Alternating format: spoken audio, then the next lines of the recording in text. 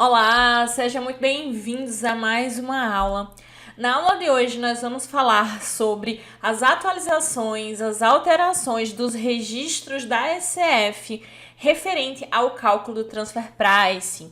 A partir da ECF 2021, tiveram alguns registros na ECF que foram acrescentados referente ao cálculo do Transfer Pricing e existem alguns campos dos registros que já existiam que também foram acrescentados. Na aula de hoje a gente vai descobrir que registros foram esses que foram acrescentados e quais foram esses campos e o que a gente tem que colocar, como que a gente preenche esses novos registros e esses novos campos. Eu já estou aqui dentro da ECF e antes da gente ir nos registros específicos, nos campos específicos, eu estou aqui no bloco 0, no registro 0020, que é onde tudo começa. Quando a gente vai abrir a nossa ECF, quando a gente está ali criando ela, logo nos primeiros registros a gente precisa informar, se a empresa ela teve ou não operações com empresas vinculadas ou com empresas localizadas em paraíso fiscal, que só a partir desse flag, quando a gente informa a ECF que sim, a empresa teve essas operações, que ela habilita lá os registros do cálculo do Transfer Price. Quais são essas opções?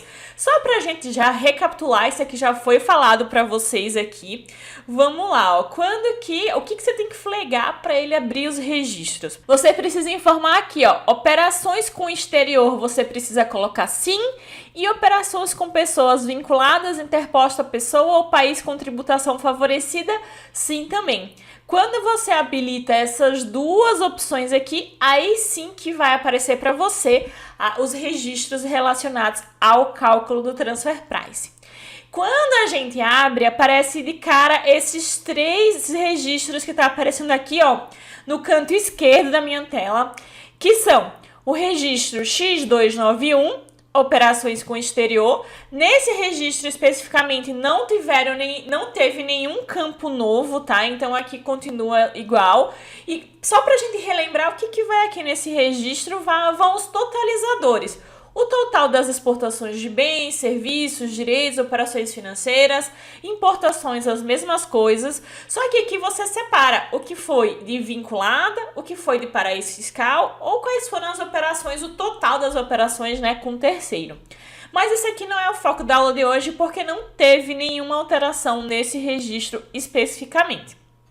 Indo aqui para o registro X300, que é onde a gente informa aqui na ECF todas as exportações, todos os detalhes da exportação que teve ali na empresa, aqui sim já começa os campos novos. Esse registro ele sempre existiu desde o comecinho da ECF, só que agora, a partir da ECF 2021, eles estão com campos novos, campos a mais. E se a gente for prestar atenção, tanto nos registros novos, que são os registros X305 e X325, eu já vou apresentar ele para vocês, mas quando a gente olha para esses registros novos e para os campos novos que foram incluídos, nada mais é, pessoal, do que mais detalhes do cálculo. Então, a gente fica bem tranquilo na hora de preencher quando a gente conhece o cálculo Transfer Price. Por quê? Porque para realizar o cálculo, você já precisou daquela informação que a ECF está pedindo. E se você não tiver, você já acende uma luzinha aí. Nossa, por que ela está pedindo e eu não tenho essa informação? Será que eu fiz o cálculo certo?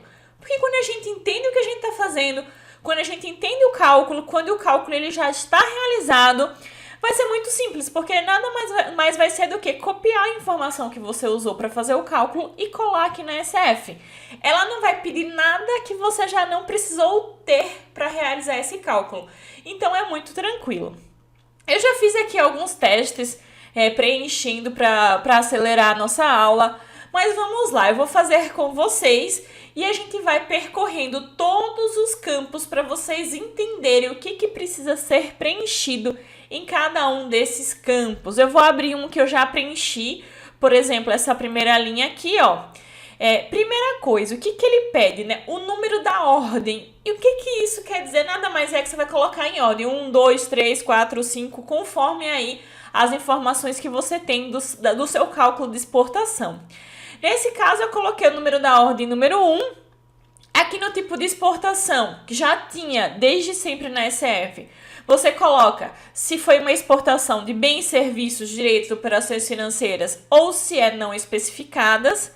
Você coloca a descrição do que você exportou, o total da operação, o NCM, lembrando que aqui o código de NCM, ele só pede se você tiver exportado um bem. Por quê? Porque só vai ter NCM quando você exporta bem. Se você exporta um serviço, uma operação financeira, um direito, não vai ter NCM. Então, você vai ver que quando a gente for mostrar outro exemplo, isso aqui vai estar zerado. A quantidade aqui de bens que você exportou, tudo isso aqui, pessoal, já tinha antes, tá? A unidade de medida que você exportou aquela mercadoria, se aquela mercadoria, nesse caso aqui, está sujeita ou não ao arbitramento, relembrando o que quer dizer isso, quando sim está sujeito, quer dizer que você fez o cálculo por um dos métodos. Quando você responde que não está sujeito ao arbitramento, quer dizer que a empresa ela não está obrigada a optar por um dos métodos. Nesse caso, a gente calculou, então a gente coloca sim. Aqui, qual foi o método de cálculo? Que aqui no nosso caso, o exemplo, eu coloquei o CAP. Perceba que quando você faz isso, quando você coloca essas informações aqui na SF, vários campos ele já bloqueia, tá vendo? O que isso quer dizer? Que você não precisa preencher quando são esses parâmetros, esses campos aqui. Apesar de que alguns campos aqui são novos. E a gente vai ver quando a gente for abrindo aqui os outros métodos para vocês entenderem quando e o que a gente preenche. O que ele deixou aqui em aberto quando a gente coloca bens e CAP? Ele deixou critérios para determinação do preço parâmetro. Isso aqui, pessoal, ele só é utilizado, você só precisa, tá vendo que inclusive ó, não tem aquele ezinho de erro. Quer ver? Deixa eu apagar uma informação obrigatória, eu vou apagar esses 590 aqui, ó. Eu vou dar um Enter. Tá vendo que ele fica com esse ezinho vermelho? O que isso quer dizer? Que era uma obrigação, é um campo obrigatório nesses parâmetros e você não preencheu. Então, eu vou voltar aqui os meus 590, ele sumiu o erro. Esse aqui não está preenchido, mas está sem erro. Por quê? Porque esse critério para determinação do preço parâmetro, ele só é obrigatório quando você tiver uma commodity, quando você tiver exportando e utilizando o método PSEX, que é um método obrigatório para commodity. A gente vai abrir ele e você vai ver que se não tiver preenchido, aí sim dá erro, tá? Então, todos os outros métodos, ele vai aparecer aberto aqui, mas você não precisa informar nada. E eu já explico o que a gente informa quando é obrigatório. Aqui embaixo, que vem um campo essencial para habilitar os registros novos. O registro, nesse caso aqui de exportação, X305. O que ele fala aqui que antes não tinha? Ajuste do preço parâmetro. O que ele quer saber? Se na hora que você foi calcular o preço parâmetro, você precisou fazer algum ajuste. Se você fez, você coloca aqui sim. Se você não fez, você põe não. Nesse exemplo eu coloquei não porque não foi realizado nenhum ajuste. E vocês vão ver que quando a gente for preencher o registro 305, e quando que a gente preenche esse registro? Quando aqui ó, a gente coloca aqui sim, porque o registro X305 nada mais é do que a gente falar aqui para a SF o que foi que a gente ajustou. Que pode ter sido os juros, o seguro, a variação cambial. E eu já vou mostrar para vocês os exemplos também de ajustes que a gente pode fazer no preço parâmetro, tá? Depois, se a gente preenche se a gente ajustou ou não esse preço parâmetro, a gente coloca qual foi o preço parâmetro aqui efetivamente, unitário, tá? Desse bem aqui que a gente está informando. A gente coloca o preço praticado desse bem.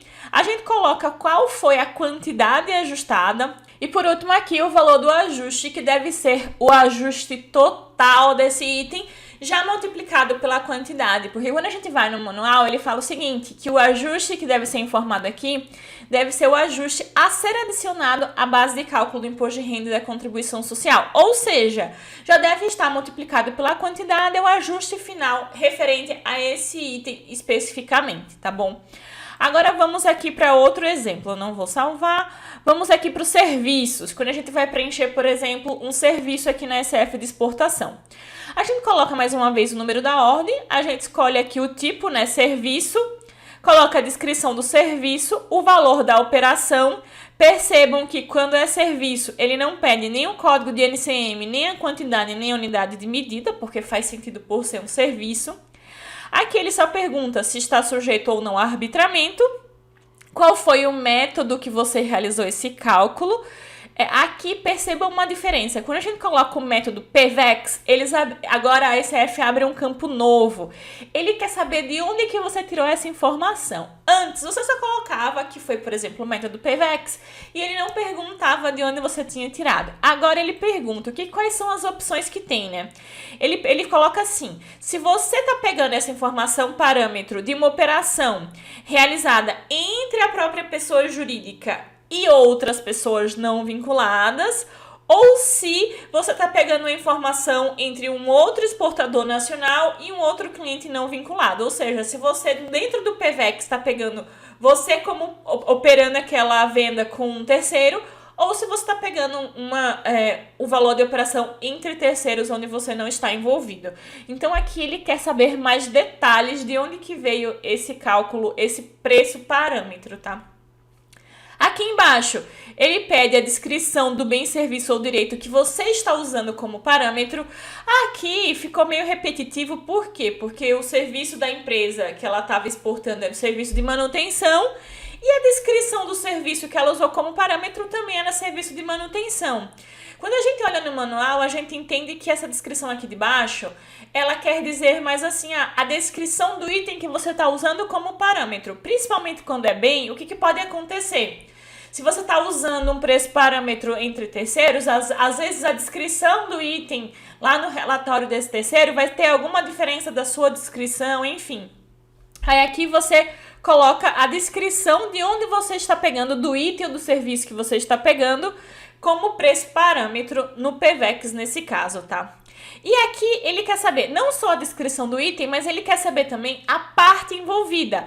As partes envolvidas que você está pegando para fazer o cálculo para esse parâmetro. Então, imagina que você exportou para sua vinculada, essa exportação está sujeita ao cálculo, e você também exportou para um terceiro, e você está pegando essa sua exportação para um terceiro do mesmo item como para usar aqui no PVEX. O que você vai fazer? Você vai colocar aqui quem são as partes envolvidas. Nesse caso, você e o nome desse terceiro. Se fosse entre dois terceiros, você colocaria aqui as duas partes envolvidas, que nesse caso não seria você. No manual, ele pede para você informar nessa linha o nome desse terceiro, a razão social e o número de identificação, que se for aqui do Brasil, provavelmente você põe o CNPJ. Se for uma empresa no exterior, você pega o número dessa empresa no exterior e coloca aqui, tá bom? Aqui embaixo também é um campo novo, antes não tinha isso. Ele pergunta o tipo do bem, serviço ou direito. Ele quer saber se é um bem idêntico ou similar. Porque geralmente quando é um item similar, não é exatamente igual, você precisou fazer algum ajuste. Se tem alguma diferencinha entre o bem e o serviço que você está prestando e o bem e o serviço que você está comparando. Então isso aqui, quando você coloca similar, ele já acende uma luz. Será que vai ter ajuste daí? Sim, ele já lembra se você está preenchendo o registro, nesse caso aqui, X305, que é onde tem ajustes no preço parâmetro, tá? Mais uma vez, como eu falei aqui, ele pede os critérios de determinação do preço parâmetro, ele deixa em branco, mas não precisa, você só precisa preencher quando for PSEX, tá? Aí aqui você coloca se teve ajuste ou não, que é o que vai abrir o registro X305. Você coloca o seu preço parâmetro, preço praticado e eventual ajuste. Lembrando que se o ajuste for 0, você põe aqui 0 e salva e tá tudo certo, tá? Todos os outros campos aqui, eles estão bloqueados, porque esses campos aqui, pessoal, eles são para quando você está exportando uma commodity ou uma operação financeira que eu vou mostrar aqui para vocês, tá? Já indo para um caso desses mais diferentes, vamos aqui para uma operação financeira. O que acontece? Quando você coloca aqui que você está fazendo uma operação financeira, que nada mais é que um empréstimo, um mútuo, né, com a sua vinculada ou com um país localizado em paraíso fiscal, um empréstimo, ele já deixa tudo isso aqui bloqueado, porque não são informações que condizem com operações financeiras. Ele deixa aberto só essas últimas informações aqui. Você coloca só o valor do ajuste direto, o valor dos juros que está sujeito ao cálculo, a taxa de juros mínima dos contratos ali de empréstimo, a taxa de juros máxima, ele quer saber o código do CNC dessa operação e a moeda em que essa operação foi realizada. Todas as outras informações, ó, você não precisa colocar. Isso aqui, pessoal, já existia, tá? Antes, não temos muitas novidades. E aqui, quando a gente vai fazer pela metodologia PSEX, aqui também tiveram muitos campos novos, vamos lá. Você coloca aqui, por exemplo, que você exportou um bem, aí você coloca o nome do bem, imagine esse bem para ser PSEX, tem que ter sido uma commodity, tá? Você coloca aqui o total da operação, você coloca o código de NCM, a quantidade, a unidade de medida, se está sujeito ou não ao arbitramento e o método. Quando você coloca aqui método PSEX, uma vez que foi uma commodity, esses campos aqui são novos, não tinha tantos detalhes antes, tá? Ele pede o seguinte, a data utilizada no cálculo do preço parâmetro. E ele pergunta, qual foi a data que você usou para calcular o preço parâmetro? A data do embarque? A data da transação, média de dias do evento? A data da transação, preço negociado? E aí você escolhe uma dessas três. Se você escolher, se a data que você usou for o aqui, a data do embarque, você não precisa preencher os critérios para a determinação do preço parâmetro. Não precisa. Porém, olha o que acontece quando eu mudo para a data de transação média do dia dos eventos ou data de transação preço negociado. Ele aparece o ezinho de erro, tá vendo? Agora vamos colocar essa de baixo. O ezinho de erro. Por quê? Quando você não escolhe, quando você não calculou pela data de embarque, ele quer saber qual foi o critério que você utilizou para poder calcular esse preço parâmetro. Então, quando a gente escolhe aqui média de dias do evento, você vai colocar o critério. Aqui no manual, deixa eu mostrar para vocês qual é o exemplo que ele dá. Vamos lá. O manual fala assim, o campo 16, né, critérios para determinação do preço parâmetro. Descrever a metodologia e os critérios utilizados para a fixação do preço, relatando inclusive a existência de diferenças entre a data em que a operação foi contratada e aquela em que o preço foi estabelecido. Na hipótese em que o preço seja fixado com base em cotações ou índices relativos a uma média de dias, descrever o critério utilizado. Nada mais é que ele quer saber qual foi o critério ali das datas, por que não foi na data de embarque, enfim. E se tem essas diferenças entre as datas.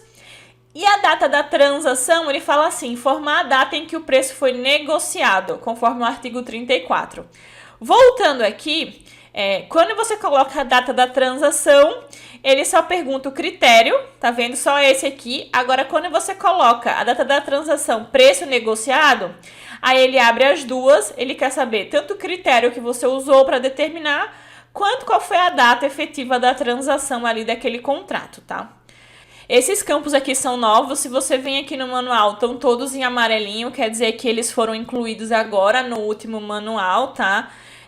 Contando que a gente tá agora em agosto de 2021, foi para essa SF de 2021, né, com que a gente informa as informações do ano calendário de 2020.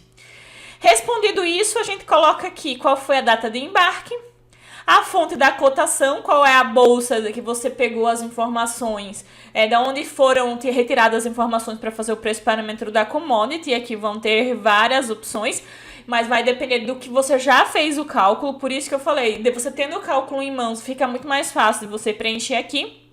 Você coloca se teve ajuste no preço parâmetro sim ou não, coloca o preço parâmetro, preço praticado, quantidade ajustada, valor do ajuste, valor da cotação, o número da declaração única de exportação e a data de entrega prevista daquela mercadoria. Mais uma vez, essas informações aqui estão bloqueadas porque só são utilizadas quando a gente está fazendo uma operação financeira, tá? Que aqui são as informações referentes aos juros. Nesse caso aqui, que a gente tem, pegar um caso que a gente colocou como sim aqui, ó, os ajustes no preço parâmetro, foi esse caso aqui. Quando a gente coloca sim, que teve um ajuste no preço parâmetro, ele abre esse registro aqui, que é o registro X305, que já está preenchido. Eu vou mostrar para vocês como que a gente preencheu. O registro X305, que esse registro sim é um registro novo, apesar dele ser novo, pessoal, ele não é obrigatório para toda vez que você vai preencher aqui o cálculo do Transfer Price. Você só precisa preencher ele se no cálculo tiver sido feito algum ajuste no preço parâmetro. E o que a gente informa aqui? Ele quer saber, nessa operação, nessa exportação de bem aqui, que você está falando que você fez ajuste no seu preço parâmetro, que ajuste foi esse? Aí ele traz aqui todos os tipos de ajuste permitido pela legislação. Por exemplo, prêmio, prazo para pagamento, quantidade negociada, condições climáticas, o custo, frete seguro, milhões de coisas aqui, inclusive outros ajustes. Se você fez algum que não está aqui, você consegue colocar a descrição, tanto é que essa descrição aqui embaixo que fica em cinza, ela só abre se você colocar aqui como outros ajustes. Aí você coloca que outro foi esse. Nesse caso que eu tinha preenchido aqui, eu preenchi como frete seguro. Ele quer saber o valor do ajuste, então imagina que você ajustou lá R$1.000 no frete e no seguro, e ele quer saber qual a fonte desse ajuste. Essa fonte é muito relativa, você vai colocar de onde você tirou esses R$1.000, vamos dizer assim. Eu coloquei aqui relatório de frete da empresa. Deixa eu mostrar para vocês o exemplo do manual, como que ele fala que tem que preencher isso aí, ó. Vamos lá, ele fala o seguinte, se eu chegar aqui no registro X305, ele até fala aqui, ó, este registro deve ser preenchido quando houver ajustes no preço parâmetro, ou seja, quando o X300 nesse campo for igual a sim. E olha o que ele fala aqui embaixo, que você tem que colocar como fonte de ajuste um exemplo que ele colocou aqui. Descrever a fonte que serviu para embasar o ajuste efetuado ao preço parâmetro. Por exemplo, ele abre aspas, o ajuste do prêmio foi realizado com base no relatório divulgado pela instituição tal.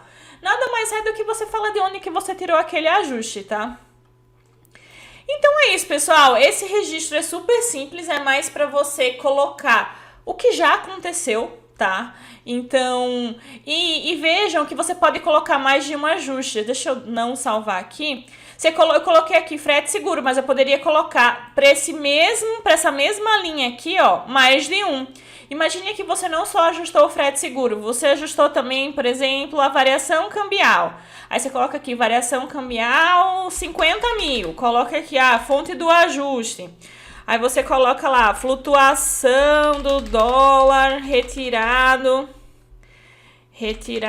do Bacen, sei lá, alguma coisa assim. Ó, vamos arrumar aqui. Beleza, aí você salva. Ah, você ajustou também o prazo para pagamento. Você coloca aqui, ó, o prazo para pagamento, isso deu um ajuste de R$2.500 e a fonte foi, por exemplo, o relatório de vendas. Aí você coloca aqui, relatório de vendas da empresa, alguma coisa assim. Isso aqui é mais para fins de controle, tá? Ele não tem como cruzar essa sua descrição com nenhuma outra coisa, a não ser num caso de uma fiscalização, que aí você vai ter que apresentar esse relatório. E aí você salva. Quantos forem os ajustes feitos aqui, você vai acrescentando nesse maisinho uma linha a mais e vida que segue, tá? Não vou falar aqui do registro X310, que é onde a gente coloca as operações com o exterior, contratantes das exportações, porque não teve alteração, não tem nenhum campo novo, a gente já tem vídeo falando como que preenche isso, tá?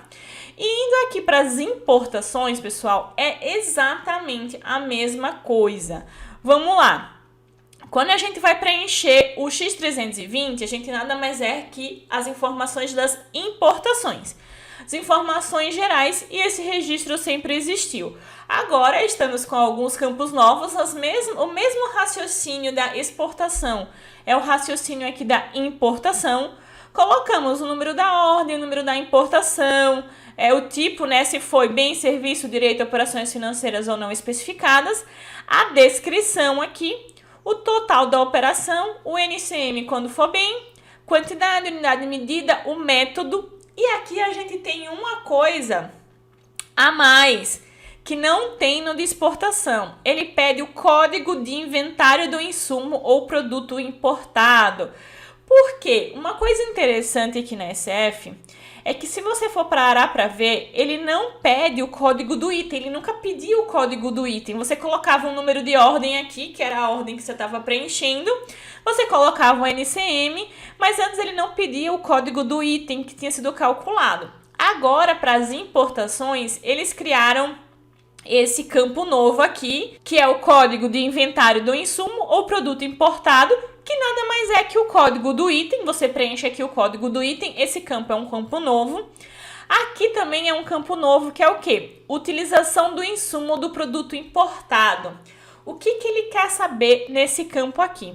Se você importou esse item, esse insumo, e o que você fez com ele? Se você industrializou ele, se você revendeu ele, ou se parte foi para você revender, parte foi para você industrializar, ou se foi ativo imobilizado. Ó, quando a gente abre aqui as opções, ele tem AI, ativo imobilizado, IN, industrialização. O que ele quer dizer com isso? Que você comprou aquele insumo, que você comprou aquela matéria-prima, você fez uma ordem de produção, você fez ali uma relação de produção, você industrializou aquele bem, aquele insumo e saiu uma outra coisa. Aqui, quando ele traz revenda e industrialização, o que ele quer dizer? Que daquela matéria-prima que você importou, uma parte você revendeu ela do jeitinho que você importou, comprou, revendeu, e uma outra parte você industrializou, transformou em um outro produto e você vendeu, tá? Aqui seria quando você tem duas destinações para aquele item importado, e aqui RV revenda, quando você comprou e revendeu puramente, você não fez nenhuma industrialização com aquele item. Esse campo aqui também é um campo novo.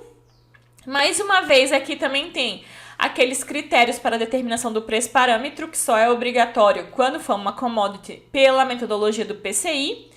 E aqui embaixo, ó, você coloca o preço parâmetro, preço praticado, quantidade ajustada, valor do ajuste, valor da cotação, que aqui é valor da cotação. Você não precisa preencher nada, porque a gente está falando do método aqui que a gente já informou, PRL, e a cotação, o número da declaração de importação e a data prevista de entrega. Esses três campos aqui, apesar deles aparecerem aqui, não são obrigatórios, porque só são obrigatórios também quando você fez o método PCI, quando foi uma commodity, tá? Aqui, abrindo um outro só para a gente ver serviços. A mesma coisa, ó. Só que aqui eu coloquei um método diferente para vocês verem um campo novo também que abriu.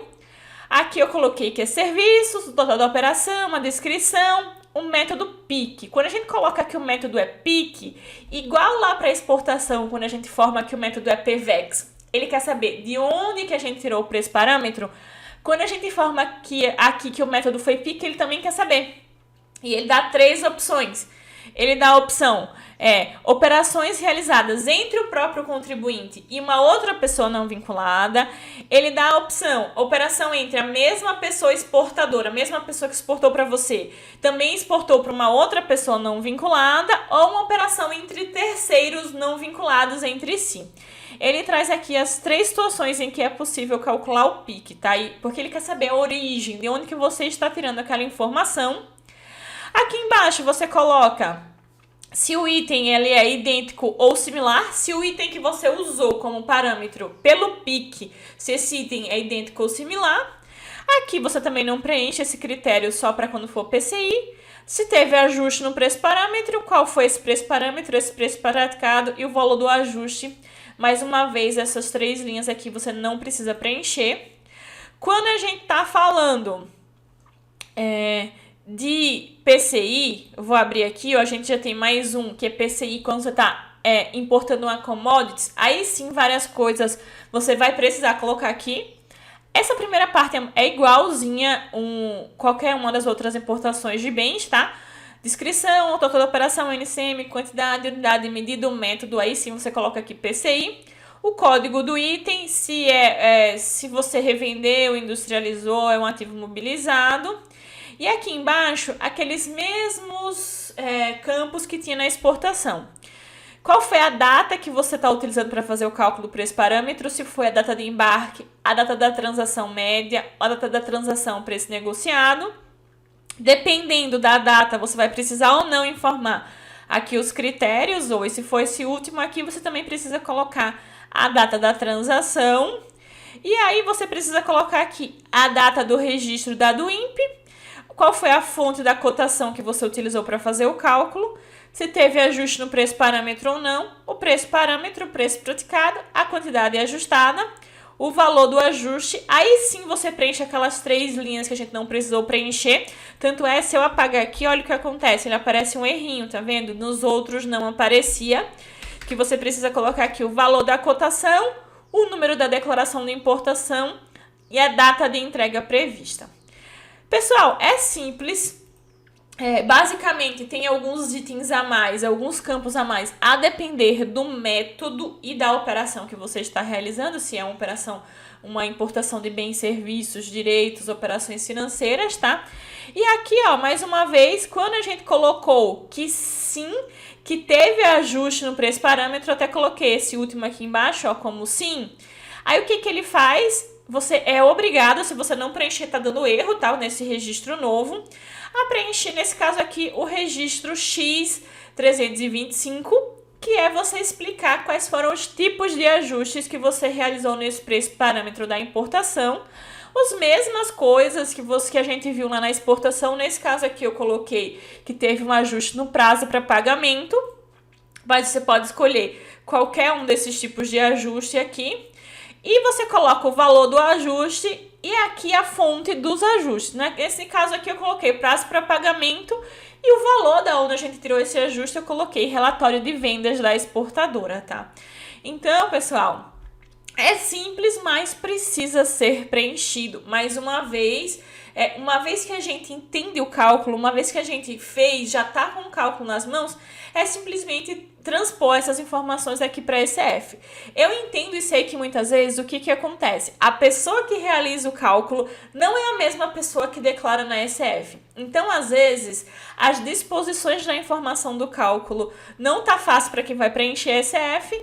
Então, é legal a gente entender um pouquinho de cada coisa, tanto da ECF, o que o fisco, o que a Receita Federal está querendo ver, para poder facilitar aí. E a gente, se for você que está fazendo o cálculo, você já ficar esperto, separar deixar as informações já no formato que a Receita gosta de ver.